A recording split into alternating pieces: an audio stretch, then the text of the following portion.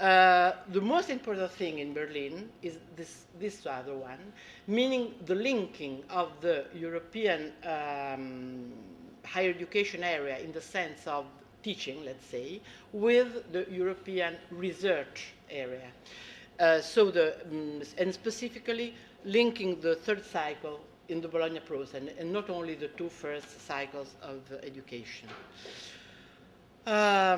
With the halfway, let's say, meeting, 2005, the importance of some features was stressed, the quality assurance, the social dimension, and on the other hand, the importance of having general frameworks of qualifications in order to strengthen the possibility of comparability, especially inside countries and between countries. We are now still talking about European countries. With London, let's say after 2005 mainly, there was the realization that this kind of process was starting to attract interest from important, let's say, interest from other countries of the world in two important meanings. The first one was, of course, the interest in having some sort of communication, interaction with this process. And the other one was let's say, perhaps even the worry, I would say, that this European higher education area could become something that could in some way unbalance the world attractiveness of other areas. And we have important documents of Canadian universities, United States universities, and Asian countries as well, with the Brisbane Declaration, saying that this European Bologna process was something that should deserve attention in order to have a sort of cooperation and exchanges on one hand, on the other hand, in order to foster a similar kind of harmonization, or which is not a European word, or in any case, convergence in other areas, in order to build up higher education areas also in other countries of the world. This is important also if you consider that, for instance, Canadian universities at a given moment stated that there were more differences between their Canadian universities, one with another, compared with some of the differences that are now between the European universities. On one hand we have that, and on the other hand, of course, we have the effort from the European Bologna process to widen the interest and the knowledge of the Bologna process in other areas of the world in order to promote the attractiveness and the competitiveness of the European higher education area. So in London, the strategy, the European higher education area in a global setting, was adopted with these core policy areas that I have listed here. The point is that I don't think I have the time to illustrate what is the content of the Bologna process.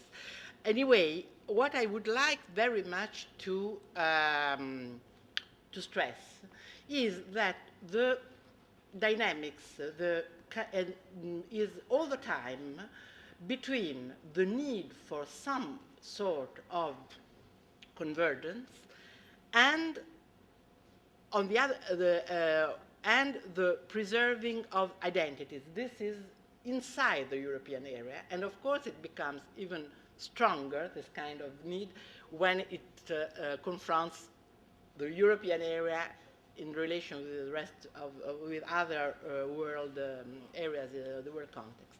This is one. And the other one, which is perhaps a contradiction, not only a dynamic or a dialectic, it is a contradiction, but very, very strong, is between the need to cooperate in some way in order to have this area and so on, and the need, in a way, or the push to compete.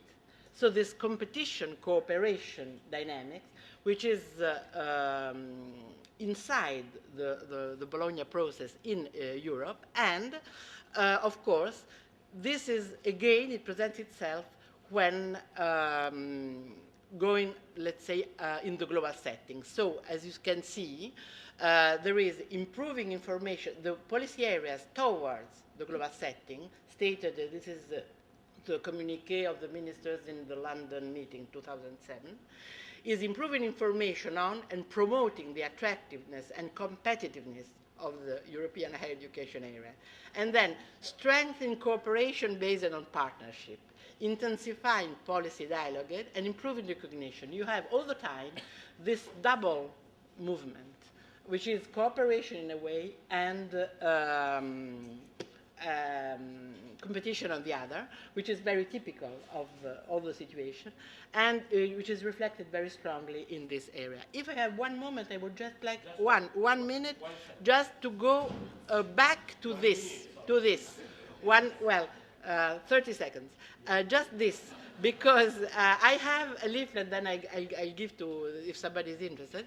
What I mean is that all this is the, let's say, policy framework of the Bologna process. But of course, the policy framework has sense, has a meaning, if we understand what it is all about and which kind of difficulties and of problems it provokes inside the higher education systems. The Italian one, as well as a lot of other systems in the European continent. So this must be considered in order to make a deeper analysis in what really the Bologna process is about, in its main features, specific features.